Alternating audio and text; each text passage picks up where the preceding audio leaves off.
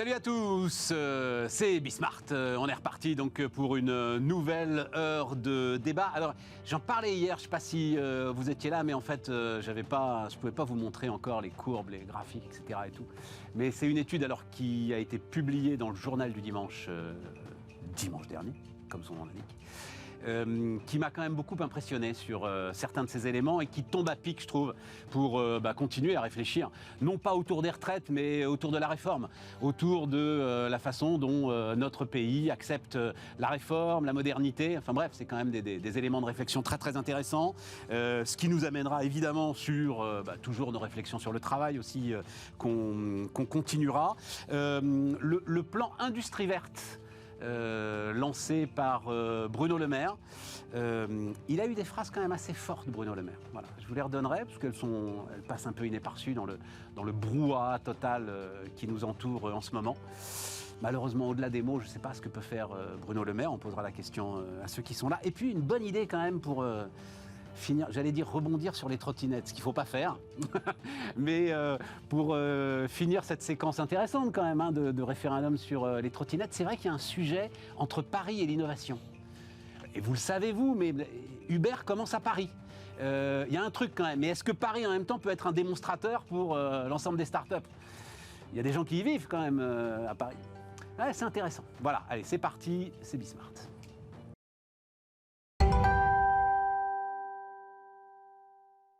Et donc autour de la table, Cédric Guérin. Salut Cédric. Salut Stéphane. Entrepreneur, investisseur, André Le Scruc-Pietri. Salut André. Salut Stéphane. Montre-nous ton Jedi, la doudoune Jedi, voilà, il a le truc corporate, André. Luc Breton, salut Luc. Bonjour Stéphane. Next Gen Entreprise, mais on reparlera d'ailleurs. Hein. On avait parlé ensemble la dernière fois, je ne sais pas si oui, on va trouver le temps, de la semaine de 4 jours. Justement, dans cette étude Nocom, il y a une espèce de plébiscite, il se passe un truc là autour de cette semaine de 4 jours. Mais démarrons sur la France face à la réforme. Alors, je vais démarrer avec l'image protection des emplois. Parce que j'en parlais hier et je ne pouvais pas montrer l'image, donc on va la montrer maintenant. Enfin, je l'espère qu'on va pouvoir la montrer maintenant. Elle est quand même très spectaculaire. Et c'est d'une certaine manière le bilan d'Emmanuel Macron qui s'affiche, enfin qui ne s'affiche pas là pour l'instant, mais qui va à un moment s'afficher. Bref, non, c'est pas celle-là, mais c'est pas grave. Je vous la raconte. On est donc sur une question binaire. Voilà. Ça, c'est très impressionnant. Alors, si vous regardez la télé, en jaune, c'est est-ce qu'il faut préserver les emplois existants ? En bleu, c'est est-ce qu'il faut se lancer dans le monde numérique et essayer de moderniser les emplois. Ça commence donc, le track record de Nocom, c'est 2017, donc c'est Emmanuel Macron qui arrive. Et vous voyez, c'est même pas, parce que j'ai envoyé ça sur les réseaux sociaux, on m'a dit mais oui, mais c'est normal, c'est les discours de panique en ce moment autour de l'intelligence artificielle. Non, regardez bien, mesdames, messieurs. C'est un truc linéaire, quasi linéaire. Et enfin, pardon de le voir comme ça, je vais vous laisser commenter évidemment. Je ne peux pas m'empêcher de penser que tout ce qu'a pu cristalliser Emmanuel Macron, en fait, rejaillit sur l'ensemble, et on verra après les mots-clés de la réforme et tout, mais sur l'ensemble de ce qui représente la modernité. La mondialisation, la réforme et la numérisation, digitalisation aujourd'hui des activités. C'est très impressionnant, on est d'accord. C'est hyper intéressant parce que finalement, Emmanuel Macron se présentait comme le président jeune du changement. Et donc, en fait, ça montre la peur globale. Et ce trend, en fait, tu parles de début 2017, on est à peu près à 50-50, on arrive à 70-30. Tu te rends compte ? Et finalement, ce président qui devait apporter un nouvel élan, une dynamique, quelque chose de positif dans le changement, est vécu comme une peur par les gens. Et je trouve que c'est assez flagrant de voir que finalement, le mot réforme, moi j'ai noté qu'en 6 ans, il est passé de 70% d'opinion positive à 35%. Ouais, absolument. Et donc, tu vois vraiment qu'il y a... Tu peux nous mettre, d'ailleurs, je parle à Sybille en régie, mais tu peux nous mettre effectivement celle sur les mots. Vas-y, continue. Et tu vois, ce président réformateur qui devait changer, jeune, dynamique, insuffler une nouvelle dynamique, Finalement, moi j'aime bien ce proverbe, il faut souffrir pour être beau, c'est un peu ça, parce que tu as une issue positive à la fin qui est supérieure à la douleur que tu as au début. La réforme, c'est un peu ça. Si tu te dis, ok, je suis prêt à me faire mal, mais parce que l'issue est très positive à la fin, tu l'acceptes. Mais là, les chiffres qui sont là, montre que finalement les gens ne voient pas d'issue positive aux réformes. Ils disent, ok, il y a des réformes, il faut les faire, mais en fait, mon futur sera pas meilleur avec la réforme. Donc en fait, le taux d'acceptation chute dramatiquement. Ouais, mais je suis pas du tout d'accord avec ta lecture. Enfin, mais c'est ton boulot d'ailleurs, Luc. Une réforme, ça se fait pas à la schlag. Une réforme, ça se fait pas en méprisant ceux qui vont être réformés. On est d'accord, Luc? Une réforme, c'est un diagnostic partagé, c'est une acculturation, c'est tout un cheminement. Exactement. Et la réforme, pour la réforme d'ailleurs, elle est contre-productive, parce qu'on ne voit plus que la mécanique de la réforme. Exactement. Et comment on veut processer la réforme, et on oublie totalement le sens. Aujourd'hui, les entreprises du monde entier travaillent sur le why, sur le pourquoi, la raison d'être, le sens, les valeurs au travail, pourquoi on fait entreprise, pourquoi on fait projet, qu'est-ce qu'on veut faire ensemble. Et aujourd'hui, on voit que le politique, il a totalement lâché les armes là-dessus.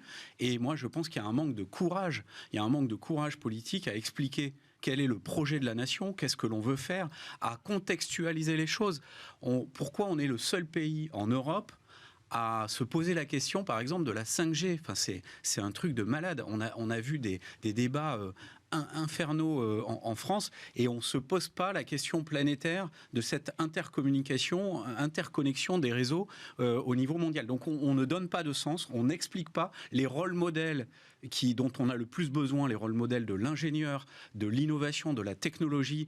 Il ne faut pas croire qu'on va revenir à la bougie, c'est mort. Et même si nous, la France, on décidé de revenir à la bougie, il y aura des millions, des centaines de millions d'Indiens et de Chinois qui, eux, vont attraper au bon les capacités de l'innovation pour s'émanciper. Mais si tu dis ça, Luc, tu fais ce que dit Cédric, tu fais peur. Non mais le sujet, ce n'est pas tellement d'avoir peur, c'est de bien comprendre que de toute façon, nous sommes mondialement solidaires d'un mouvement qui ne va pas revenir en arrière sur la capacité de l'innovation à trouver demain des solutions aux problèmes qu'on a engendrés. On est tous d'accord autour de cette table, et ceux qui regardent Bismart sont tous d'accord. Moi, ce qui m'intéresse, c'est qu'est-ce qu'il a raté, en fait? Qu'est-ce qui a été raté pour qu'on se retrouve? C'est le sens. Redonne les mots. Donc, effectivement, le mot réforme, élection de Macron, pour 70%, pour 70% de la population, il est positif. Ça n'est plus que 35% aujourd'hui. Le mot transformation, 76%, 53%. Le mot changement, 80%, 57%. Mais qu'est-ce qui s'est passé? Ce que ça montre, juste parce que moi, je dis pas que ils le font brutalement ou pas. J'ai pas porté de jugement là-dessus. Parce que là, le jugement que je porte, c'est plus que pour que les gens se disent que la réforme n'est pas acceptable parce que les bénéfices ne sont pas suffisants à la fin, ça veut dire que probablement il y a un manque de pédagogie. Moi, je rebondis un petit peu sur ce que disait Luc. C'est plus que si on n'arrive pas. Oui, mais le projet, c'est ça. Cédric, la pédagogie, c'est pas des enfants, les gens. Oui, mais la pédagogie, c'est expliquer pourquoi tu fais une réforme, et le projet, c'est finalement qu'est-ce que tu portes, le why, qu'est-ce que tu vends comme futur. Et ce que tu vends comme futur, il faut que tu sois pédagogue pour expliquer pourquoi cette phase de transformation, elle est douloureuse au début, mais à la fin, les bénéfices seront fantastiques. Et là, ce que les chiffres montrent, mon interprétation, c'est que les gens ne croient plus dans le futur. Et soit on n'est pas assez pédagogue, soit il y a un vrai... André. Et je ne suis même pas sûr qu'il faut voir ça en rapport coût-bénéfice, en transactionnel. Je crois que l'être humain et nos sociétés humaines vont bien au-delà de là. Pourquoi est-ce que les gens, en ce moment, en Ukraine, se sacrifient? Ils savent très bien que pour eux, ceux qui sont au front, il n'y aura pas de bénéfice à la fin, c'est sûr. Alors c'est pour leur pays, mais c'est quelque chose quand même d'un peu plus éloigné. Ce qui serait quand même très intéressant dans cette étude, que je trouve très très bien, c'est de savoir ce qui était avant 2017. Je ne serais pas surpris qu'en fait il y ait eu une espèce de boom de l'espoir, parce que c'est quand même ça la grande réussite. Je ne sais pas s'il la faisait avant 2017, André. Ce qu'il faut bien voir, c'est que... Donc c'est Nocom, c'est Pierre Giacometti qui vient ici régulièrement. La grande réussite du président, c'était pratiquement sa campagne. C'est-à-dire qu'il a réussi a changé les lignes d'un pays politique assez sclérosé où il a réussi à remettre de la jeunesse. Et moi, j'étais très surpris de voir que c'était finalement les générations aussi plutôt de nos parents qui étaient les premiers à devenir, à soudain s'encarter. Enfin, si on pouvait appeler devenir marcheur, être encarté. Je pense qu'il y a deux grands échecs. Il y a l'échec de la phrase il faut protéger les Français. On voit bien qu'il n'y a aucun projet politique qui est sur le défensif, sur le recroquevillé, sur le il faut créer des boucliers. Mais comment ça, c'est ce que les gens veulent entendre, ça? C'est ce que les gens veulent entendre, mais c'est pas du tout avec ça qu'ils vont marcher dans le futur. Quand vous voyez tous les leaders dans l'histoire qui ont réussi à changer la donne, et moi j'ai un exemple qui est vraiment pour moi une référence, c'est Kennedy, alors que la situation était très mauvaise, il y avait Cuba, il y avait Spoutnik, il y avait la guerre froide, et bien il a remis de l'espoir. Alors, et le deuxième grand échec, et je pense que c'est ça, cette linéarité de la courbe, c'est que les discours, c'est bien, s'ils ne sont pas suivis de faits. Et il y a eu une année de réforme, mais depuis... moi, je reviens à l'instant d'essayer de me faire refaire des titres d'identité. Non, mais attendez. T'as posé ton rendez-vous il y a 9 mois. Ça sent les... Qu'est-ce que c'est ce qu'on attend de l'État au tout début? Ouais, mais là, t'es sévère parce que... Non, pas du tout. Ça marche pas pour les passeports et les cartes d'identité, mais il y a des tas d'autres éléments pour lesquels ça marche. La réforme de l'État est quand même un immense échec, que ce soit en termes de coûts, en termes d'efficacité de coûts surtout. On n'a pas du tout réduit le millefeuille territorial. Il faut se replonger dans ce que le général de Gaulle avait demandé. Tu es toi aussi... Attends, André, un mot. Tu es toi aussi chef d'entreprise, oui. Et moi, tout ce qui est aujourd'hui... Alors, c'est vrai que c'est les fonctions financières. On est bien obligé de dire que c'est les relations avec l'URSSAF, les relations avec Bercy, etc., sont totalement fluides, totalement digitalisées. Heureusement qu'on va un petit peu avec notre temps. J'ai l'impression que mes confrères européens sont moins bien lotis que moi là-dessus. Écoutez, moi, j'ai la comparaison avec l'Allemagne. L'Allemagne qu'on critique toujours pour son manque de digitalisation. Ouais. La digitalisation des services publics allemands, elle est exceptionnelle. C'est vrai? Elle est exceptionnelle. Bon, d'accord. Elle est exceptionnelle. Mais après, non, mais c'est vrai qu'on a un petit bug depuis un moment, d'ailleurs, sur les passeports et les cartes d'identité. Voilà. Mais à nouveau, au-delà de ça, je pense que l'aspect protéger les Français, je pense que c'est la mort de ça, et c'est la mort aussi du récit national. Il n'a pas réussi effectivement à créer un récit national. Et pourtant, Dieu sait qu'on aurait tout pour en créer. La diversité qui est la nôtre, le continent un petit peu d'équilibre, cette espèce de concurrence qu'il y a entre des régimes totalitaires et des systèmes américains dont je pense beaucoup d'entre nous ne voient aussi les limites. Enfin, il y aurait tout pour le construire. Et on sent que ça... Et la dernière chose, c'est que vraiment, je pense que ça se cristallise aussi sur sa personne. Donc ça, c'est une vraie question qu'il faut qu'on se pose. Mais en le côté unipersonnel, et Luc parlait de la manière dont les entreprises aujourd'hui travaillent, eh bien on a de moins en moins le Deus ex machina, le chef. On a un couple président-directeur général, on a un conseil d'administration, le rôle des conseils est beaucoup plus important qu'avant. Tout ça, en fait, l'État est resté dans le XXe siècle. Oui, mais tu sais là-dessus, moi, je ne sais pas quel est l'œuf et la poule. C'est-à-dire, est-ce qu'il s'est raidi dans une espèce de posture parce que justement, assez vite, il a un petit peu perdu le fil de son récit, qu'il est parti dans les histoires de ceux qui ne sont rien, traverser la rue, enfin bref, dans ces provocations qui ont crispé tout le monde, ou est-ce que il était déjà raide et que c'est ça qui explique en fait l'échec de ce grand récit qui nous promettait. L'image de Kennedy, elle est remarquable. C'est vrai qu'à un moment, on a pu croire que ce gars-là pouvait être un Kennedy français. Non, dans le comportement, je pense qu'il est le même depuis le début. Enfin, il est cohérent, il fonctionne comme ça. Après, sur l'exemple des retraites, c'est assez caractéristique qu'on n'a même pas commencé à challenger ou à étudier entre la répartition et la capitalisation. Par exemple, on n'a même pas osé aborder le sujet. Le sujet était déjà fermé. Donc c'est ça que quand je parle de manque de courage, c'est la capacité à se projeter sur des scénarios un petit peu en rupture avec ce qu'on a connu jusqu'à présent et qui nous emmènent inexorablement dans le mur de la dette, dans le mur des déficits. Et pour sortir de ça, il faut vraiment faire des réformes qui ont été faites par Tony Blair, qui ont été faites par Schröder et qui en France ne sont jamais faites et toujours repoussées. Et donc sortir de ces raisonnements linéaires, je pense que c'est quand même aujourd'hui une ultra nécessité et on ne peut pas si on n'a pas un minimum de courage pour expliquer les choses et pour changer les rôles modèles dans la société. Et si à chaque fois qu'on a peur d'une technologie, qu'on a peur d'une réforme, on se dit, OK, on ne va pas en parler, on met ça sous le tapis, et bien petit à petit, on prend des réflexes de nations, tu le disais Cédric, qui est recroquevillé, ou c'est André, recroquevillé, qui a peur, qui ne veut plus se challenger, se remettre en question. Une histoire, tu parlais incroyable que j'ai apprise hier. Alors vous connaissez peut-être, c'est un entrepreneur fantastique, il est formidable. Stéphane Francet, celui qui a repris la marque Thomson pour les PC, notamment PC portables. Et il fait aussi des téléphones portables. Et il a comme associé en plus Teddy Riner, le judoka complètement. Moi, il est venu un matin sur BFM Business, Teddy Riner. Je veux dire, il était complètement dans le truc. Il me raconte hier que les Indiens l'ont appelé, qu'il ouvre une ligne de production en Inde pour ces trucs Thomson, pour le marché indien, parce qu'ils sortent Lenovo. Et en fait, les Indiens lui disent, vous n'êtes pas américain, vous n'êtes pas chinois, tentez votre coup chez nous, ça nous plaît, on va vous aider. Formidable. Truc de dingue. C'est une boîte qui fait 100 millions d'euros de chiffre d'affaires aujourd'hui, Thomson. Donc le marché indien, t'imagines comment il fait tilt. Voilà, c'est effectivement le genre de récit qu'on pourrait construire.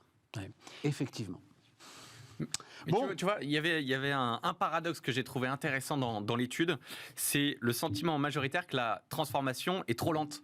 Et ça, c'est assez drôle, parce que si tu as peur, tu veux surtout qu'elle aille très lentement. C'est paradoxal. Ça, c'est assez paradoxal, parce qu'il y avait un graphique qui disait la transformation est trop lente, et c'était majoritaire, c'était à plus de 50%. Donc j'ai trouvé ça assez surprenant. Non, alors l'autre élément, moi, sur lequel je voulais revenir, c'est la troisième planche qu'on va peut-être vous proposer. Je dis des planches, moi, comme les vieux, au lieu de dire des slides. La troisième planche qu'on va vous proposer, c'est le lent déclin de la valeur travail. Alors, il y a plusieurs choses intéressantes là-dedans. Alors, vous le voyez peut-être pas parce que je vous l'ai mise, mais donc, en gros, le travail, c'était lorsque vous pensez à la transformation de la France, quelles sont les 3 valeurs que vous aimeriez voir prendre le plus d'importance dans les années qui viennent? Le travail était au sommet au moment de l'élection de Macron, 34%. Ben, le travail passe maintenant derrière le respect et l'égalité. Voilà. Oui. Moi, ce qui me... Et en tout dernier, c'est l'ordre. Ça m'a surpris, ça aussi. Il est stable, oui. Ouais, mais en tout dernier. C'est-à-dire qu'il y a peut-être quand même des gars qui se gourent un peu dans leur discours. Enfin bon, je referme la parenthèse, c'est pas mon sujet. Mais, tu sais, le jeune ministre de l'Intérieur, là, qui s'y verrait bien, là, peut-être que... faut voir. Mais ce qui est Vas-y. Non, mais déclin de la valeur travail. Non, mais tu vois finalement qu'avec la poussée de l'extrême gauche, tu as le clivage droite-gauche qui dit en fait le travail c'est l'asservissement, et là où à droite tu vas dire c'est une source d'épanouissement, d'apprentissage, et plus tu as l'extrême gauche qui porte des messages anti-travail, plus ça se reflète dans les chiffres, et de dire moi c'est l'asservissement, le travail c'est horrible, et c'est la dernière chose que j'ai envie de faire. Et après il y a un rapport au travail qui est pénible sur le XXe siècle et la fin du XXe siècle en général. Il y a un désengagement qui est assez mondial, et pas seulement en France, même si l'Europe est pire que le monde et la France est pire que l'Europe sur le désengagement et la perte de sens au travail. Donc il y a vraiment un sujet pour les entreprises, les entrepreneurs, tout le monde en prend conscience, et les jeunes générations aujourd'hui ont besoin de ce sens dont on a parlé en politique, mais qui est très nécessaire en entreprise. Je pense qu'on a tout aujourd'hui en matière d'innovation, de rapidité des changements pour remettre du sens, réinjecter du sens dans les entreprises. Moi, ce qui m'intéresse beaucoup dans le graphique qui vient d'être montré, c'est la courbe rouge sur l'égalité, qu'on pourrait probablement challenger entre égalité et équité. Mais je pense que ça, c'est un sujet important. Moi, je ne suis pas un adepte de Jean-Luc Mélenchon, mais néanmoins, il y a quelque chose que je rappelle souvent, c'est le problème de la répartition de la richesse dans le travail. Et donc je pense que ce qui nous pend au nez collectivement et mondialement, puisqu'aujourd'hui les marchés sont mondialisés, qu'on le veuille ou non, c'est ce problème de fracture et de répartition de la richesse. Et je pense qu'il va falloir vraiment attaquer ça à bras-le-corps. Ça aurait pu être un des axes fondamentaux de l'action du gouvernement, qui a fait un certain nombre de choses, mais c'est encore insuffisant, je le pense. Et il va falloir à un moment donné expliquer où part la valeur créée. On a des géants technologiques qui absorbent comme des trous noirs, même s'ils en créent. Ils sont pas chez nous. Ils sont pas chez nous. Non, mais ils sont pas chez nous. Mais on a. Tu peux pas faire. Ça, c'est un autre sujet. C'est comment on recrée non, des mais géants. Tu peux pas aller chercher la valeur à l'échelle mondiale. C'est pas possible, quoi. Très bien. Mais à ce moment-là, donnons les chances à l'espace européen. On en a déjà abondamment parlé. Puis mon camarade André. André, c'est le combat de sa vie. Pour créer des champions européens de la technologie et recréer de la valeur en Europe. Mais une fois que cette valeur est créée, et je pense que dans les entreprises françaises également, il y a des sujets de répartition de valeur, il va quand même falloir mettre de la transparence sur les mécanismes de répartition de la valeur et éviter qu'on ait des diracs, des écarts incompréhensibles et impossibles à expliquer sur cette répartition de la valeur pour les gens qui travaillent. Donc ça c'est vraiment un sujet très important. Juste, on peut leur rappeler, Luc, comme ça, en passant, accessoirement, que plus de la moitié de la valeur qu'ils produisent en travaillant est absorbée par l'État. Le premier qui absorbe en France la valeur, c'est l'État. C'est une spécificité française. Il y a des efforts qui ont été faits sur l'intéressement, sur la participation. Mais il va falloir aller plus loin et il va falloir contrer ces captations de valeur, tu as raison, à l'échelle internationale, sur laquelle l'Europe est totalement impuissante. D'ailleurs, Macron va en Chine aujourd'hui pour expliquer des règles de marché réciproques aux Chinois qui n'ont aucune réciprocité vis-à-vis de nous. Donc le sujet est vraiment dans la balle, dans le terrain de jeu de l'Europe et il va falloir qu'on s'y attaque. Il a essayé, il a essayé, Bruno Le Maire. Il a essayé, sa taxe GAFA, il a essayé. Bien sûr, oui. À un moment, on a même cru qu'il allait y arriver. Et puis, voilà, finalement, ça a fait pchit. Évidemment, tu ne peux pas, pas étendre ça à l'échelle mondiale, c'est impossible. Moi, j'ai un indicateur maintenant, c'est que quand quelqu'un dit on n'est surtout pas naïf, c'est là qu'on se rend compte qu'en fait, on est d'une grande naïveté. Suivez mon regard à Paris ou à Bruxelles. Mais je voudrais juste rebondir sur ce que disait Luc et que je pense très intéressant. Le livre du président de la République, alors peu de gens en ont parlé parce qu'il l'a publié 3 mois avant l'élection 2017, s'appelait Révolution. Et en fait, on n'a pas eu de révolution. On n'a pas eu de révolution dans le courage politique. On n'a pas du tout eu de révolution dans le fonctionnement de l'État. Tout à fait. Il y a maintenant de plus en plus, et Dieu sait que la presse étrangère est très favorable au président, parfois de manière un petit peu surprenante, vous commencez à avoir des discours qui disent on a un président très jeune, mais on a un style de management très vieux.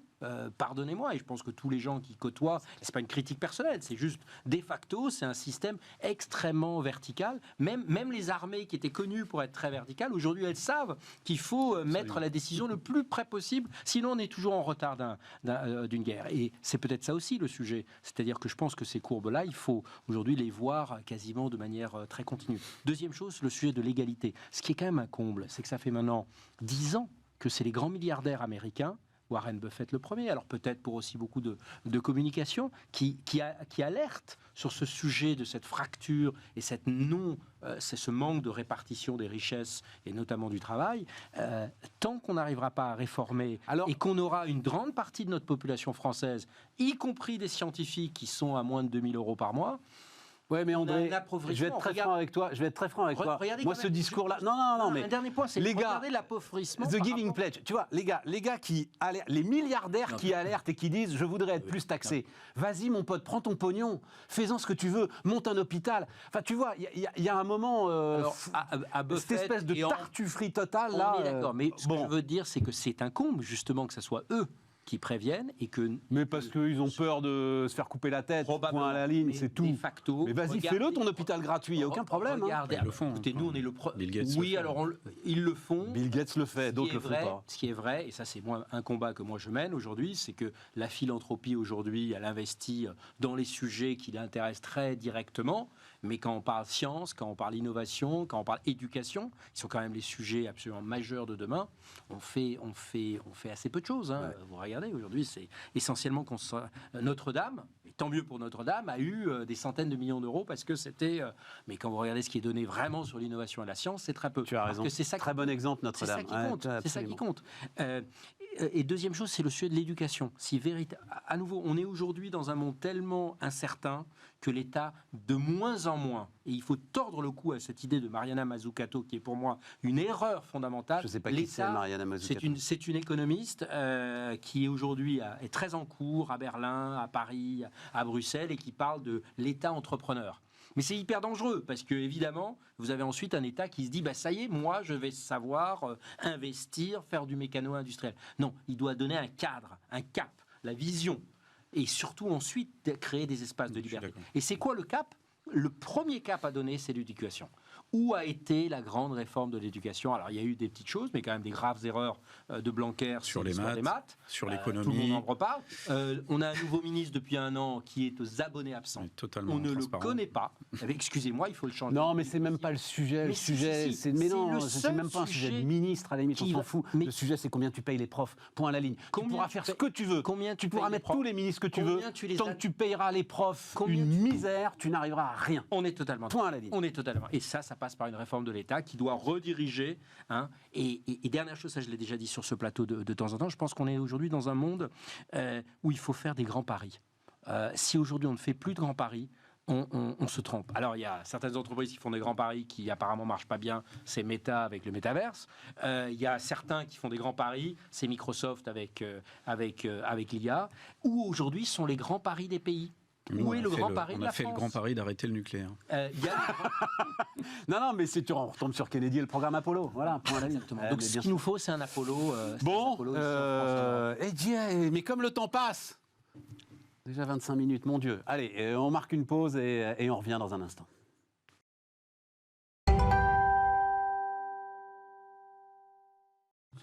On repart avec donc industrie verte et je vous le disais Luc, peut-être tu inspires Bercy. Parce que Luc nous a dit, je ne sais pas il y a combien de temps que tu nous as dit ça, Luc, plusieurs mois. Écoutez, à un moment, il faut faire un bras d'honneur à l'OMC, ça suffit, l'ensemble de ces règles. Boum! Que dit Bruno Le Maire? Dans la théorie des jeux, le dernier qui respecte les règles est celui qui perd. On vit un Yalta de l'industrie verte. La bataille est mondiale pour récupérer sur son sol les investissements qui vont définir le partage de la puissance industrielle du XXIe siècle. Tu aurais pu signer ça, André, on est d'accord? Complètement. J'aurais pu le Complètement. signer, mais j'aurais bien aimé ensuite le mettre en œuvre. Ben, Parce qu'à nouveau- Mais pour ça, il faut du pognon et on ne l'a pas. Et on ne l'a pas. Alors, si on a une chose qu'on n'utilise pas, la commande publique. Exactement. Oui, mais alors pour ça, il faut faire un bras d'honneur à l'OMC. On revient sur la phrase théorie des jeux, c'est les derniers qui respectent les règles qui C'est exactement perdent. ça. L'OMC, enfin, ça n'existe plus. Ouais, on est d'accord. Alors, on ferait un bras d'honneur à personne. Première chose, mettre en œuvre. Deuxième chose. Est-ce que tes amis allemands, ils sont d'accord avec ça, préférence nationale ou préférence Alors, européenne? On parlait de courage. Quand on entend effectivement encore des ministres à Paris qui disent tout va bien sur le franco-allemand, etc. Ben non, il faut avoir le courage de dire non. Il y en a plus beaucoup qui le disent Il quand n'y a même. rien qui se passe bien. Oui. Deuxième chose, il y a des grandes parties de la société allemande qui est extrêmement diverse, extrêmement multiple. Il y a une coalition avec 3 partis qui ne s'entendent quasiment sur rien. Alors, ils arrivent à trouver des consensus, ce qui est assez miraculeux. Donc, il y a plein de parties de la population allemande avec qui il faut travailler. Mais il ne faut pas juste travailler avec le chancelier, il faut travailler avec les Länder. Ouais, donc il faut y aller, quoi. Il faut y aller. L'Europe, c'est l'Europe des projets. C'est pas l'Europe. Et je pense que ça aussi, c'est un sujet par rapport à la population française et à ce sondage qui a été fait. C'est que si l'Europe reste une espèce de rêve, Mais d'ailleurs, il parle pas d'Europe là, Bruno Le Maire. on sait bien. C'est ce qui me plaît pas mal d'ailleurs. À un moment, faut. il faut y aller, quoi. Ouais. Il faut aussi avoir le courage. Là, je mets le pied dans le plat. C'est est-ce qu'il y a la moindre entreprise qui vient en France aujourd'hui installer ses centres de recherche pour juste une question de subvention? Si c'est le cas, ce n'est pas un bon candidat. Les gens viennent ici aujourd'hui pour les talents qu'il y a. Donc il faut aussi avoir le courage de remettre à plat le crédit impôt recherche, qui aujourd'hui nous siphonne la totalité des moyens. 7 milliards. Ouais. Oui, et qui va essentiellement... Enfin, attendez, franchement, une société qui fait du software ou une SS2I qui fait payer ses développeurs avec du crédit impôt recherche, mais c'est une plaisanterie. Alors j'ai le chiffre pour toi. Attends, j'ai le chiffre quand même parce que je l'avais mis de côté. 26 grands groupes reçoivent à eux seuls 2 milliards sur les 7 milliards. C'est vrai qu'il y a un bug là. Et le bug, il est de ce que ce crédit n'est pas plafonné. Et ça, visiblement, pour l'ensemble de ceux qui travaillent sur la recherche, enfin, vous le savez mieux que moi, c'est une aberration en fait. Il faut évidemment plafonner ce truc. Tu donnes 20 millions à beaucoup plus de monde et tu accélères en fait la possibilité, ou tu multiplies la possibilité d'avoir des innovations de rupture. Ouais. Et on revient sur un sujet d'évaluation, c'est-à-dire que, alors il faut surtout pas rentrer dans des trucs très compliqués, et ça c'est... Non, juste tu plafonnes. Mais aujourd'hui, il n'y a rien qui est évalué en fait de ce qui sort. Mais ce qui est sûr, c'est que les révolutions, les changements profonds et très rapides ne peuvent arriver qu'avec un soutien massif. Subventions, crédit d'impôt. Il faut, quand tu veux changer radicalement, il faut donner l'opportunité aux gens de prendre le risque. risque. Et ce risque-là, comme tu dis, il vient un soutien massif. Après, quand on revient sur l'industrie verte et l'Europe, je pense qu'on souffre beaucoup de nos divergences. On l'a vu sur le débat sur l'hydrogène vert. Les Allemands, ils veulent faire marcher leur parc offshore éolien du Nord qui ne peut pas du tout déployer son énergie dans le Sud. Donc, la seule manière de bien l'utiliser, c'est de pouvoir produire de l'hydrogène vert. Et donc, finalement, d'essayer d'interdire que les Français puissent utiliser le nucléaire pour produire de l'hydrogène vert. Donc, tu vois que entre l'Allemagne, le front franco-allemand, il est compliqué, sur l'industrie verte. Juste un mot. Et ça, c'est l'exemple qui est hyper frappant, très récent. Pendant que tu parles, Sybille, si on peut mettre le petit graphe alors, qui vient de Twitter, je remercie Denis Ferrand d'ailleurs. C'est-à-dire qu'on réalise, alors là aussi, je vous mets l'image, elle est parlante, mais en fait, on réalise au départ, donc on parlait de 400 milliards de dollars de subventions pour l'IRA. En fait, c'est du crédit d'impôt, c'est exponentiel. Et les études qui sortent là, donc on va dépasser les 1000 milliards, quoi. Et ils s'en foutent complètement, en fait, en plus. Hein. Ils ont le dollar, ils ont les porte-avions, allez-y, hop. Mais c'est la bonne dépense publique et la bonne dette, si tu investis. Si tu l'as fait pour les dépenses de fonctionnement, tu es en train de te tirer une balle dans le pied. Je te le confirme. En revanche, là-dessus, il faut avoir les moyens quand de le faire. on veut faire une révolution, je trouve que c'est plutôt positif. Et il faudrait que les Européens puissent le faire, mais ils souffrent de leur divergence. Je vais essayer de faire quelque chose de compliqué. Je vais essayer de défendre les Allemands. Je rappelle quand même que c'est les Allemands qui, depuis 15 ans, ont réussi à éviter que nos dépenses publiques partent complètement à la dérive. Ouais. Et donc, on ne peut pas choisir on ne peut pas avoir l'Allemagne à la carte, quoi. Donc, non, mais franchement, la rigueur ne veut pas dire jouer avec le nucléaire. Et deuxième chose, et c'est mon deuxième sujet, la semaine dernière, lundi et mardi, j'étais au ce qu'ils appellent le Forschungsgipfel, c'est le grand sommet où se réunissent les patrons des grands centres de recherche et avec le chancelier, etc. Et en fait, vous vous rendez compte qu'il y avait un panel entier qui a appelé à relancer le nucléaire. Donc on a un enjeu, aujourd'hui, c'est les Verts, de manière très ciblée, certains Verts, même un gars comme Robert Habeck, qui est le vice-chancelier, est beaucoup plus pragmatique.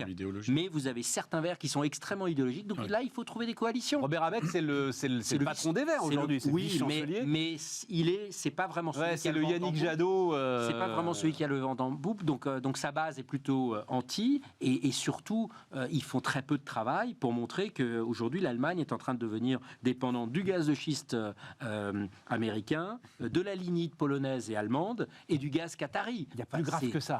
Tiens, ce qui me permet de faire un peu de pub pour la newsletter que lance Bismart, et c'est la thématique de mon édito justement cette semaine. C'est aujourd'hui, tiens, par exemple, projet à plus d'1 milliard d'euros fondamental pour décarboner l'ensemble de chaînes de production d'Arcelor à Dunkerque. Et ça se fait grâce à de l'hydrogène. Bon. Le coût de cette opération dépend évidemment du coût de financement. Cédric, tu le sais par cœur. Hein, à quel prix est-ce qu'on va me donner de l'argent pour faire ça ? Ce coût de financement aujourd'hui est un immense point d'interrogation parce qu'évidemment, c'est le nucléaire qui va générer cet hydrogène. On est à Dunkerque, enfin, il y a Gravelines juste à côté. On ne sait pas comment l'Europe va traiter. Et donc, on est le pied sur le frein. L'arme au pied, pardon, pas le pied sur le frein, l'arme au pied. Oui, on retarde les investissements avec un risque qu'il y ait une opportunité de se déporter. Tout ça va partir ailleurs, mais évidemment. Bien sûr. Mais là, il faut beaucoup de pragmatisme. Je pense qu'il y a beaucoup d'idéologie en Allemagne. Il y a un peu d'idéologie aussi en France. Hein. C'est-à-dire que quand on est en Allemagne, c'est pour ça que j'essaye. Je sais que j'ai un discours pas facile à tenir, mais quand on est en Allemagne, on a l'impression que le nucléaire, tout va bien. Je veux dire, soyons honnêtes aussi. Aujourd'hui, non, le nucléaire chez nous, tout va mal. Ouais, c'est-à-dire qu'on n'a pas aujourd'hui assez de centrales pour notre propre consommation. Donc on n'en a certainement pas pour de l'hydrogène. On a construit des centrales en série dont on se rend compte qu'en série, elles souffrent de problèmes qui sont en train de s'accumuler. Quoi. Donc, on n'a pas le courage de remettre en cause également et d'expliquer à la population, est-ce qu'on n'est peut-être pas allé trop loin dans les normes de sécurité et ça, c'est un vrai sujet. Il faut avoir le courage de l'aborder. Ben, bien sûr. Alors, moi, je ne suis pas aussi extrême que certains gourous qui commencent à vous dire que manger un bounty est moins risqué que d'être à côté d'une centrale nucléaire, mais vous avez des discours comme ça qui pour moi sont totalement contre-productifs, mais expliquer aujourd'hui qu'il y a combien de personnes qui à Paris meurent prématurément à cause de la pollution aérienne, c'est un truc vachement important ce que tu dis là. Tu ne peux pas. En fait, c'est là où on revient sur le rôle du politique. Luc, tu connais les gens d'EDF, je les connais aussi bien. J'ai jamais entendu, en fait, même s'ils pouvaient le penser, j'ai jamais entendu des gars d'EDF dire il faudrait dire qu'on a été trop loin dans la régulation. Pourquoi ? Parce que tu as besoin, alors pour le coup là, d'un pacte national absolu qui est en train d'ailleurs de se reconstituer autour de cette énergie nucléaire. Tu sais quand même, il faut le dire, que tu as à l'intérieur de cette enceinte de confinement une puissance qui est capable d'emporter une partie de l'humanité. Bien sûr. Tu ne peux pas laisser entendre d'une manière ou d'une autre que tu vas faire un compromis sur la sécurité pour gagner 6 mois, 1 an de construction. C'est pas possible. Non, je pense que ce qu'André souligne, c'est la bureaucratie qui s'est installée autour de tout ça. Il y a du mauvais cholestérol à tous les étages, entre les administrations, les entités de contrôle, les entités de gouvernance, etc. Enfin, c'est devenu un millefeuille infernal. D'où la fusion ASN-IRSN, une chaîne de commandement et de retour et de validation des choses qui rend les projets impossibles à avancer. Donc je pense que c'est plutôt l'aspect bureaucratique qui est en jeu, plutôt que la sécurité. Personne peut être favorable à ignorer la capacité de maîtriser ces phénomènes. Après, moi, ce que je vois, c'est que quand même les Allemands sont des ultra pragmatiques. Quand ils vont en Chine, ils ne nous emmènent pas avec eux. Ils parlent des intérêts allemands. Quand nous, on va en Chine, on emmène les Allemands avec nous. Ça fait quand même 3 générations. On emmène von der Leyen. Ça fait quand même 3 générations, ou en tout comme cas, une européenne. Quand ça fait 3 générations de présidents français qu'on essaye de donner des gages dans ce pacte franco-allemand et que ça ne fonctionne pas, pour cette raison précise qui est que les Allemands sont d'abord intéressés par leurs intérêts et qu'on a fini par le comprendre aujourd'hui, et que de la même manière, il faut que les Français, à un moment donné, s'intéressent aux intérêts des Français, et je suis d'accord avec André, tissent les bonnes coalitions de manière tout à fait pragmatique, voire opportuniste. Tantôt ce sera avec les Italiens, tantôt ce sera avec les Espagnols, tantôt ce sera avec les Allemands, sujet par sujet. Il va falloir avancer comme ça, et puis redonner des rôles modèles et des grands projets en France. Le projet de la filière nucléaire est un magnifique projet. Il y a le projet de l'hydrogène, il y a probablement le projet de l'intelligence artificielle, de géants IT. Il va falloir se redoter de ça et expliquer aux jeunes étudiants qui sont en terminale que oui, les maths, ça sert à quelque chose, oui, l'économie, ça sert à quelque chose, et que ça vaut le coup de s'engager dans ces filières. Non, mais là où j'ai envie de rebondir, c'est quand même que on souffre du timing. Les problèmes de sécurité sont concomitants à l'Ukraine, sinon on en aurait beaucoup moins parlé, et que il ne faut pas remettre, comme tu disais, le sujet de la sécurité sur la table, parce que c'est ça qui fédère aujourd'hui le fait d'accélérer le nucléaire, c'est qu'on soit confiant dans la sécurité. En revanche, l'échec qui est derrière, ce n'est pas forcément le processus de sécurité, c'est comme on a arrêté d'investir, on est à court de la nouvelle génération. On est en retard, on a un décalage de phase. Et par rapport aux Allemands, je préfère 100 fois être en France qu'en Allemagne, parce que l'Allemagne, ils ont été très bons, parce qu'ils ont été les premiers à faire de l'éolienne offshore, ils ont été beaucoup plus rapides dans les procédures et autres, on a été plus lent, mais nous on a les deux. Et T'as pas été à l'hôpital récemment, Cédric, dis-moi. Si. Non, mais attends, il faut quand même dire que là-dessus, nous, on n'est pas dogmatique comme les Allemands sur le nucléaire. On a manqué la phase d'investissement cruciale il y a plusieurs années pour essayer de préparer la génération d'après. Et on a l'éolienne offshore qui en retard par rapport aux Allemands, et on a le nucléaire, et on est capable de produire de l'hydrogène vert avec les deux, ce que les Allemands ne sont pas capables de faire, donc nous bloquent sur le nucléaire. Pour l'instant, ton hydrogène, il n'est pas vert avec du nucléaire. Il est à 96% gris, donc il ne contribue pas du tout à la lutte contre non, mais ça, pour l'instant, il ne sera pas considéré comme... Oui, mais ça, c'est purement textuel. Ah, mais c'est purement textuel, mais enfin, c'est ça que les Allemands se battent. C'est ça qui fera que ton taux d'intérêt pour aller chercher le pognon, il sera à 7 ou à 2 quand même. Mais les Allemands se battent. Tu vois bien que toutes leurs industries sont plutôt dans le sud. Les champs d'éoliennes offshore sont dans le nord. Donc tu peux difficilement aller transporter cette énergie. Donc qu'est-ce que tu fais de tes éoliennes pour les utiliser à pleine capacité et les utiliser également le jour et la nuit? Donc produire de l'hydrogène vert. Donc fais en sorte de tirer une balle dans le pied des Français pour dire ça c'est pas qualifiable d'hydrogène vert, donc c'est chez moi qu'il faut le produire et tout. Une grande erreur. Attends, mais juste je veux corriger ce que dit Cédric parce qu'il a raison sur le papier, mais en fait c'est même pas le sujet, Cédric, c'est encore plus grave que ça. Ils vont l'importer leur hydrogène, les Allemands. Aujourd'hui le projet c'est massivement de l'importer parce que on n'en est pas encore. Si tu veux, aux hydrolyseurs. Oui, ça va se faire si tu veux petit à petit. Mais je crois le point de l'éolienne était pour produire l'énergie qui va produire l'hydrogène Mais vert. je suis bien d'accord, je suis bien d'accord, mais ils en sont même pas là. Aujourd'hui, la seule chose dont parlent les dirigeants allemands, ça a été le début de ce sommet sur la recherche, c'était un ministre qui nous expliquait qu'on avait réussi à faire 4 terminaux LNG en 8 mois. Ouais. Et ça ne s'était jamais vu. Mais ce qui était extraordinaire. Et ce qui est assez une extraordinaire. performance Mais extraordinaire. à nouveau, c'est du LNG, donc Bien c'est sûr. pas du tout décarboné. Donc on va augmenter notre dépendance. Donc les Allemands passent d'une dépendance russe à une dépendance américaine qui est probablement un peu meilleure, mais et qatari qui celle-là, je pense, est quand même beaucoup plus inquiétante. Je pense en fait ce que tu dis, Cédric, est exact, mais il y a une chose qui relie tout ça, c'est le côté anticipation. On ne peut pas juste dire c'est arrivé au mauvais moment. Je veux dire, une crise, elle aurait pu arriver à tout moment. Le défaut d'anticipation aujourd'hui de nos démocraties, il est flagrant. Ce qui veut dire aussi un défaut de compréhension des grands mécanismes. Et deuxième chose, l'autre grand défaut, pardonnez-moi, mais c'est le côté émotionnel. Ça me rappelle, nous sommes le premier pays à avoir reconnu la Chine, donc la Chine et la France ont une relation privilégiée. Mais ça, on entend un ancien Premier ministre dire ça, mais c'est totalement faux. Mais par contre, les Chinois, ayant bien compris que ça nous fait plaisir, jouent là-dessus. Mais on est d'une naïveté absolue. La même chose avec les Allemands. Le danger quand on est dans l'émotionnel, et là, pardon aussi, toi aussi, Luc, tu disais, on leur a donné des gages. Mais il ne s'agit pas de donner des gages, il s'agit d'avoir des projets où nos intérêts sont respectés.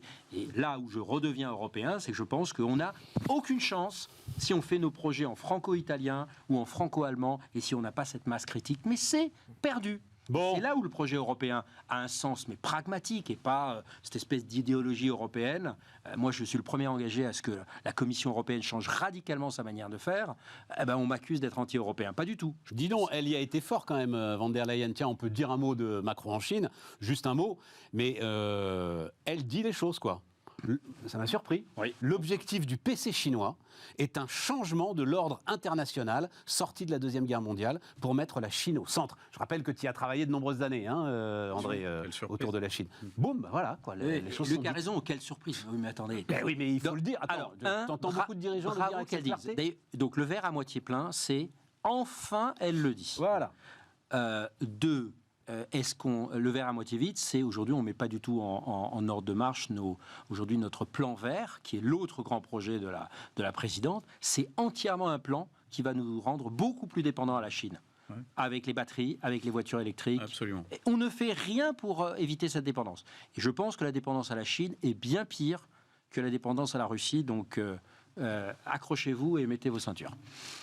Bon, ben voilà, on aura fait court sur. T'as un mot à dire sur Macron en Chine, Il y a Cédric? 3 enjeux. Moi, je trouve que c'est une bonne chose. 3 enjeux, dis donc, Ouais, t'as 3 réfléchi enjeux. au truc là.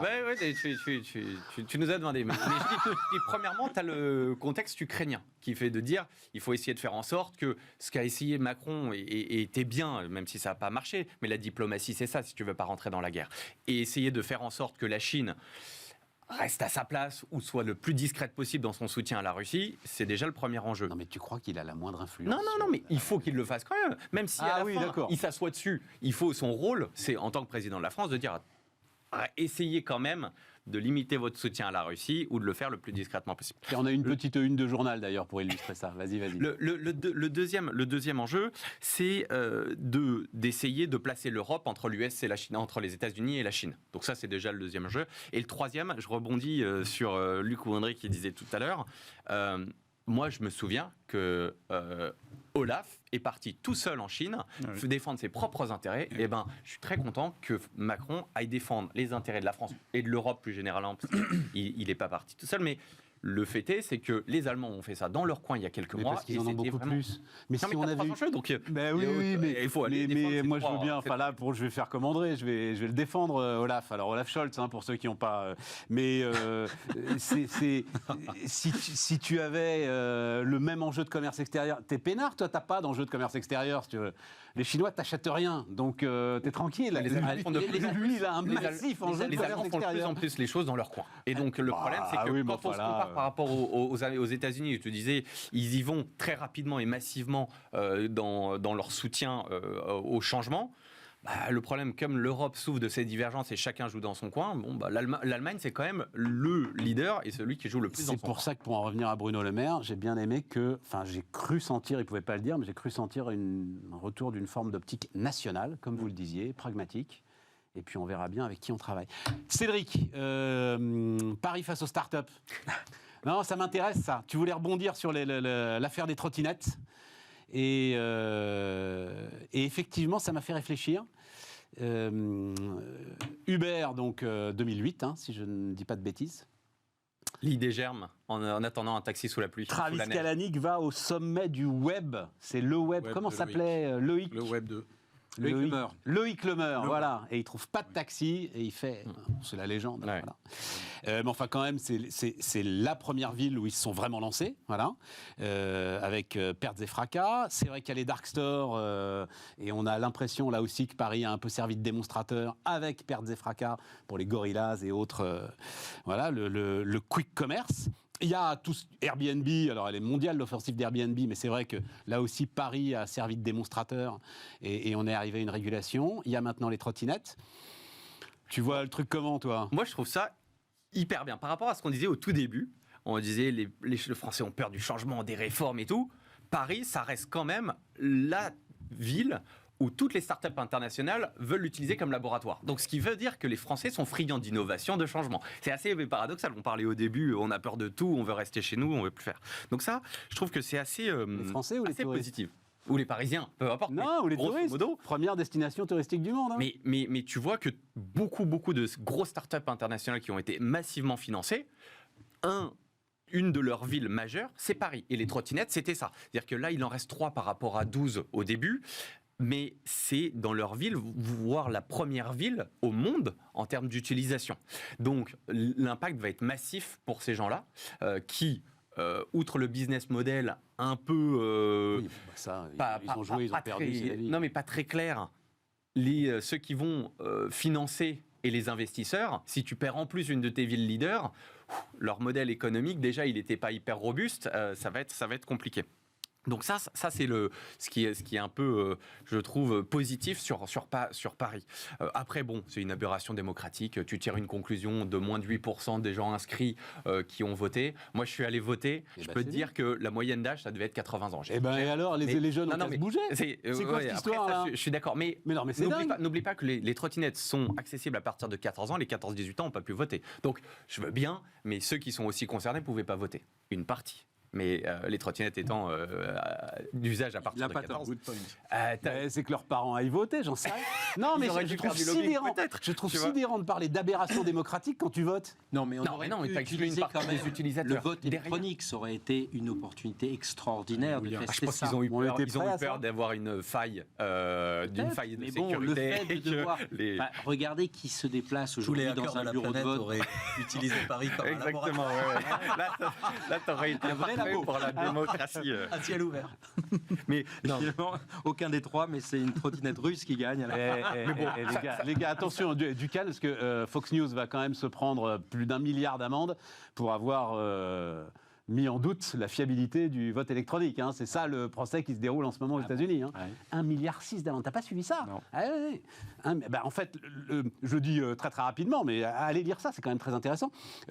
En fait, quand Trump a dit on m'a volé l'élection, Fox News s'est fait vraiment porte-parole de Trump, jusqu'à y compris faire des sujets, des reportages, etc., pour dire que l'entreprise qui organise le vote électronique était absolument pas fiable, qu'elle avait été hackée, que c'était les techniques utilisées par Maduro qui avaient été utilisées pour infecter l'ensemble des machines à voter. Résultat des courses, l'entreprise en question porte plainte et le procès tourne très très mal pour Fox News. Murdoch lui-même est venu témoigner en disant « Ouais, en fait, je regardais la télé, je comprenais pas ce qu'il disait, c'était n'importe quoi, c'était complètement idiot de remettre ça en cause. » T'as des mails internes à l'entreprise qui disent « Bon, on est obligé de dire ça, mais en fait, on pense le contraire. » Enfin, c'est entre 1,6 milliard d'amendes. Aïe, aïe, aïe. Ouais, très intéressant. Pardon pour cette parenthèse. Mais tu vois, c'est intéressant parce que je trouve que la maire de Paris sombre lentement et inexorablement. Ça veut dire que si tu veux... Elle perd il y a 1 an les élections présidentielles, lamentablement. Les travaux qui n'en finissent pas, les grèves des poubelles, les grandes enseignes qui partent du centre-ville. Et puis, tu as ce sabordage des transitions sur la mobilité douce, tu vois, voilà, avec les trottinettes, la fin des trottinettes. Je trouve qu'elle creuse sa tombe au fur et à mesure. Et donc, tous les prétendants se manifestent parce qu'ils se disent, bon, là, il y a un boulevard. Mais ça démontre une seule chose, c'est que la France meurt de cette folie de l'interdiction permanente. C'est au lieu d'innover et de se dire, tiens, en fait, il faut prendre un nouvel usage, un nouveau produit, et probablement réguler et trouver les bonnes règles, le cadre qu'il faut.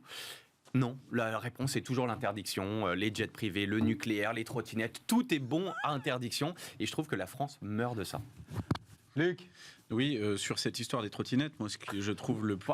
on peut élargir un peu le sujet, quoi, quand même. Ce que je trouve le plus dramatique, c'est que ceux qui en ont le plus besoin, c'est pas ceux qui peuvent se payer un taxi, venir en voiture ou avec d'autres moyens de locomotion. C'est des gens modestes qui utilisent ces trottinettes pour aller au travail, pour aller... Luc, oui, toute la journée sur les pistes cyclables parisiennes, je vois pas beaucoup de gens. Le Vélib, moi, oui, le Vélib, oui, mais je vois beaucoup de touristes, je vois beaucoup de jeunes, Il y a effectivement. beaucoup d'étudiants, qui il y a s'éclatent. beaucoup d'étudiants, il y a beaucoup de gens qui n'ont pas la capacité de s'acheter des moyens de locomotion, qui Ah non, utilisent c'est les très trottinettes abordable. Non, ou les c'est très Vélib abordable. pour aller au travail. Non, ou pour aller si t'as pas aux les moyens, études. tu prends le métro. Alors, Luc, non, la très trottinette, honnêtement. elle est Alors chère, ça, je vais rebondir là-dessus. Vas-y, Moi, je rebondis. suis un utilisateur On va assez rebondir sur les important. trottinettes. Il y a un des trois acteurs. J'achète un pass de 30 à 60 trajets pour 30 € par mois, ce qui me revient à 50 centimes ou 1 € la demi-heure. Ah. Honnêtement, c'est moins cher qu'un ticket de métro. Donc bon, après, on peut en parler. C'est sûr que si tu l'utilises à l'unité, Non, ça va c'est te pas coûter moins 5 cher qu'un €. ticket de métro si tu as une Alors- carte orange sur laquelle ton entreprise abonde 50% du fait de la taxe de Alors transport. après, oui, tu peux, si bah, tu es salarié et que tu as 50%. Non, mais après, sur Rentrons dans les 90 détails €, sur non, mais ça. tu as quand même 45 € à ta charge sur 90 €. Moi, je te dis, tu achètes un pass de 30 €, tu as 30 à 60 trajets. L'argument, bon, du coup, il est discutable. Bon, d'accord. Mais non, c'était On sent que c'est du vécu. Honnêtement, c'est un gâchis énorme. Pourquoi ? Parce qu'il y a eu une bonne réglementation, c'était garé n'importe où quand il y avait 12 acteurs. Ils ont mis à un moment des parkings C'est vrai. et géolocalisés. C'est vrai. C'est quasi exceptionnel quand tu as une trottinette qui n'est pas dans ce parc-là. Donc, c'est plus possible finalement- puisque c'est oui, géolocalisé. c'est ça. Mais, Et donc finalement, mais peut-être en posant les bonnes barrières, tu arrives à faire quelque chose. Mais moi, de je vois, prendrais- je vois deux quand même constats positifs. Un, c'est que ça va être beaucoup plus difficile pour justement la maire de Paris d'imposer des choses sans un scrutin. Donc peut-être que ce mode de votation Ouais. à la Suisse va devenir beaucoup plus courant, parce que je pense qu'une fois qu'on y prend goût... Donc ça, c'est quand même une chose plutôt positive pour la démocratie directe sur des choses qui ne concernent pas la nation. Et la deuxième chose, c'est quand même une leçon pour quand tu expérimentes à Paris, autant mettre tout de suite un certain cadre. C'est quand même à cause des accidents du côté complètement anarchique au début qu'on a dû ensuite mettre des parkings. Oui, mais les ça, André, réglementer. ça, c'est Non, l'histoire de l'innovation, c'est la croissance Ouais, ouais. pirate. C'est Mais Xavier Niel qui m'avait expliqué mais ça. ça, La il faut- croissance pirate, c'est Il va falloir obligatoire. de plus en plus l'intégrer. Non, mais Quand on est dans l'espace tu public, peux pas c'est ça que je veux penser dire. aux barrières tant que tu n'as pas vu l'obstacle. Tu vois, il y a un moment où d'abord il faut tomber, puis après tu trouves la solution. Oui, C'est compliqué. bon, Sinon, ça, sinon, je tu ne mets, connais pas l'histoire, mais je pense que c'est quand même plutôt suite aux fortes pressions des pouvoirs publics qu'il y a eu ces Non, mais parkings les mis en arguments sont mauvais, les deux morts et tout. Combien il y a de vélos qui sont renversés par des voitures ou des taxis. Non, La différence avec la Suisse, c'est que dans les votations suisses, une majorité de Suisses se déplace et lorsqu'ils votent, ils refusent une semaine de congés payés supplémentaires parce qu'ils se disent c'est mauvais pour nos finances. T'imagines le truc? C'est vrai ça? J'ai raté ça. Là, on est c'est dans le absolument choc pas un culturel joke, hein, complet. c'est tout à fait vrai. Bon, Une de mes associées est suisse, donc je connais bien ça, et elle me raconte des différences culturelles frappantes, quoi. Enfin, donc les votations, oui, et il faut que culturellement on apprenne à se déplacer pour s'exprimer, et probablement qu'en termes de maturité, les choses vont... Ça va arriver responsabiliser avec. de plus en Bon, plus. mais en oui. même temps, leurs banques partent en sucette, donc. Eh ben, tu vois. Bon, on termine avec quoi, les gars? Il reste un. hyper intéressant, les démissions, le niveau élevé des démissions. Ah, Très ouais. positif. Moi. Bon, d'accord. Eh ben, allons-y, t'as gagné, ressources humaines. 472 617 démissions au T4 2022. C'est quand même 22% de plus qu'au T4 2019. Alors, c'est pas les proportions des États-Unis, mais il se passe quelque chose, nous dit je sais plus qui, je crois que c'est la... Bref, je ne sais plus quel organisme du ministère du Travail nous donne ces C'est une statistiques. très bonne nouvelle. Alors, vas-y, pourquoi? Parce que ça veut dire que tu as un marché du travail qui est sous tension, qui est sain, et que les salariés ont maintenant le pouvoir de pouvoir négocier un peu mieux leur salaire. S'ils ne sont pas contents, ils peuvent démissionner, ils peuvent retrouver un emploi. Ça, moi, je trouve qu'il faut voir le verre à moitié plein. C'est-à-dire que si tu as des gens qui démissionnent, donc je suppose que ce n'est pas les ruptures conventionnelles. C'est-à-dire que Ah ben tu non, démissionnes, c'est des démissions. c'est Ah bah oui, vraiment oui, que tu bien n'as sûr. pas le chômage derrière. Tu Ah, ne on est vas pas d'accord. cueillir des marguerites. Tout à fait. Donc ça veut dire que tu es allé pour un autre emploi, parce que tu as voulu quitter la restauration ou autre. Donc ça met une pression sur l'employeur pour améliorer les qualités de travail, les négociations de salaire. Et donc je trouve que c'est positif. Ça veut dire qu'on a un marché du travail qui est sous tension. Et je trouve ça bien. Et effectivement, tu as vu le titre des Échos, c'est ça qui est important, ça touche tous les secteurs, plus seulement hôtellerie-restauration que tu connais très bien, le BTP, etc. Ça touche tous les secteurs. Je suis d'accord avec Cédric, c'est une excellente nouvelle.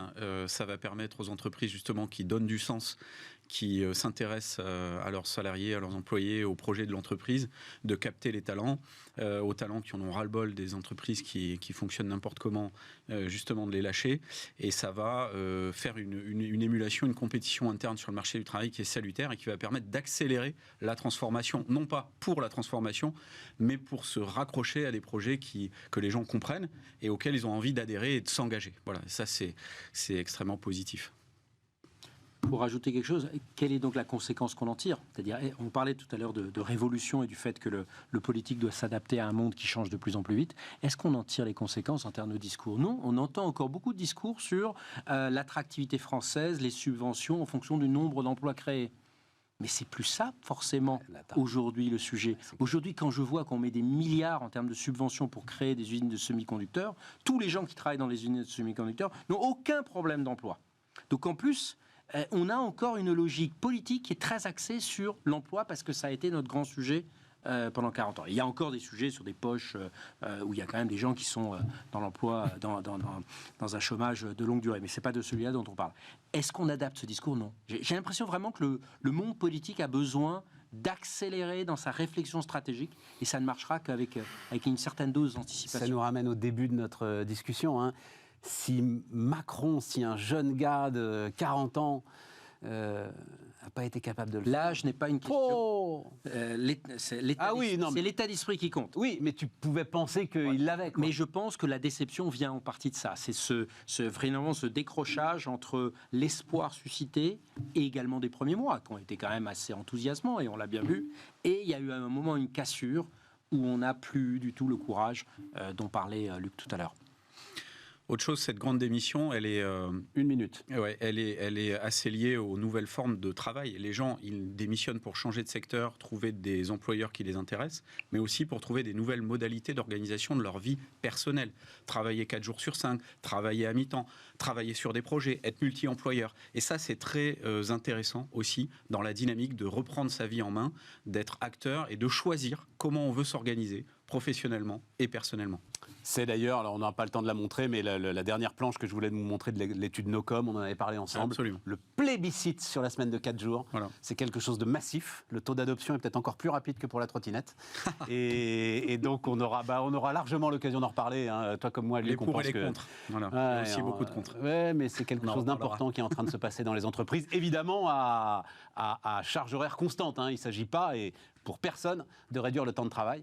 C'est bien faire 35 ou 36 heures d'ailleurs, hein, 7 x 4 en 4 jours. Des interviews demain. Tiens, on reparlera de l'hydrogène, de l'éolien, etc., puisque c'est le patron de Neoen qui vient nous voir demain. Donc ça va être très intéressant. Et puis Michael Valentin, celui qui, il y a 10 ans, a le premier écrit le terme teslisme. Et il en rajoute, c'est la méthode Elon maintenant, une révolution industrielle, il est absolument passionnant. Et puis on parlera du métaverse aussi. Il paraît qu'il est mort, mais pas sûr. Allez, c'est le programme demain, à demain.